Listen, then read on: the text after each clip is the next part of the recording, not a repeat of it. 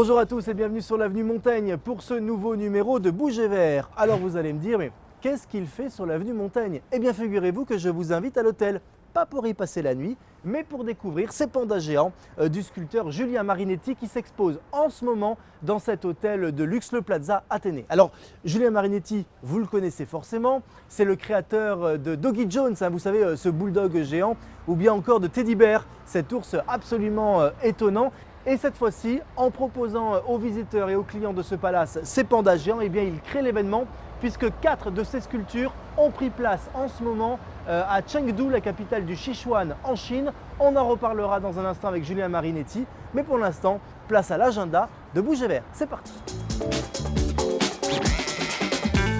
Je ne veux pas vous décevoir, mais en matière de sexe et de séduction, nous les humains n'avons rien inventé. Et non, figurez-vous que depuis des milliards d'années, les animaux et les plantes nous ont largement dépassés et nous ne faisons que les imiter. J'adore cet agenda. Et pour vous en convaincre, courez donc à l'exposition Bêtes de sexe, la séduction dans le monde animal, qui se tient en ce moment et jusqu'au 25 août prochain au Palais de la Découverte à Paris. Sur le mode humoristique et décalé, vous allez tout comprendre de la séduction dans le monde animal et végétal. Vous avez sûrement remarqué qu'il était facile de s'hydrater à Paris en vous promenant entre les fontaines Wallace, les fontaines Totem ou bien encore les fontaines publiques. Il y en a un peu pour tous les goûts. Mais connaissez-vous vraiment l'histoire de ces fontaines publiques? Eh bien, pour la découvrir, foncez à l'exposition À boire, à voir qui se tient en ce moment et jusqu'au 2 mars prochain au pavillon de l'eau à Paris. C'est une exposition parrainée par Ushuaïa TV. On n'est pas peu fiers et on vous dira tout sur l'histoire de ces fontaines, véritable symbole de la vie parisienne. Allez, pour terminer cet agenda, direction le musée du Quai Branly à Paris pour découvrir jusqu'au 27 janvier prochain la première exposition du peuple du Nigeria. Vous allez découvrir plus de 150 sculptures et œuvres d'art essentiellement créées à partir de bois, de métal et de céramique. Ces œuvres ont rarement été montrées au grand public et retracent les principaux courants artistiques de ce peuple qui regroupe tout de même plus de 25 ethnies différentes. La rencontre de Bouger Vert cette semaine, c'est l'artiste plasticien Julien Marinetti. Bonjour Julien. Bonjour. Merci de nous accueillir ici dans ce palace parisien. Ah, c'est un peu chez moi ici. Bien. Sous le regard bienveillant de vos pandas.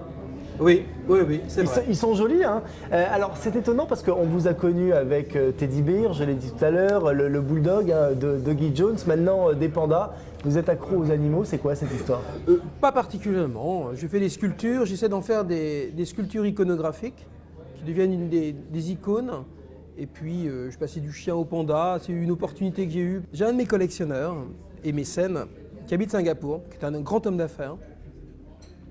Et à l'époque du G20, il avait été invité par la délégation chinoise, je crois, il y a un an.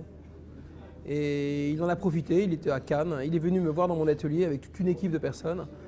Et au hasard des tribulations dans mon atelier, on est passé devant une peluche de panda et il m'a demandé « Et ça, est-ce que tu peux le faire ?» Et j'ai dit oui, parce que oui, pourquoi pas. Mais en fait, mes sculptures, moi, ne sont que mes supports, comme d'autres peignent sur des toiles. D'ailleurs, je peins sur toile également. Mais au lieu de peindre systématiquement sur une toile, je peins plus systématiquement sur mes sculptures. Alors on les voit, hein, ces pandas, ils sont laqués, il y a des dessins tribaux dessus. C'est quoi cette histoire? C'est un message que vous voulez nous faire passer? Alors, il n'y a pas vraiment de message. L'origine de mon travail, c'est un travail de recherche sur l'art océanien, l'art tribal, effectivement, c'est vrai, l'art africain. Mon graphisme, c'est-à-dire en fait mon écriture, ma rhétorique, elle se veut, on va dire, dans la lignée des peintres tels que Picasso ou Basquiat de manière plus contemporaine. Alors, on a vu à l'entrée du palace 2 grands pandas géants. En ce moment, il y en a 4 en Chine, c'est ça, à Chengdu? Oui. Mais pourquoi envoyer ces pandas là-bas? C'est quoi l'intérêt? Eh bien, parce que les Chinois ont pensé que j'avais une représentation quasi parfaite de ce que pouvait être le panda.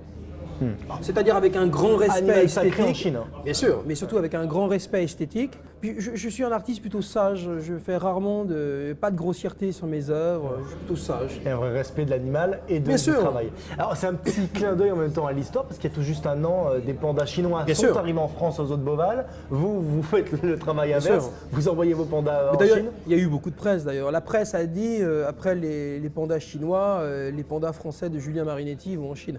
Il y a eu beaucoup de presse là-dessus, il y avait une espèce de reflet, on a renvoyé les pandas artistiques. Non, ce fut à mon avis une belle transaction. Si vous êtes parisien ou en visite dans la capitale, venez dans ce palace visiter cette exposition donc de Panda de Julien Marinetti. Merci Julien.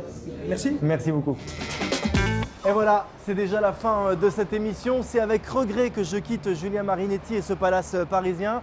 Il va falloir retourner à la vraie vie, que voulez-vous, c'est comme ça.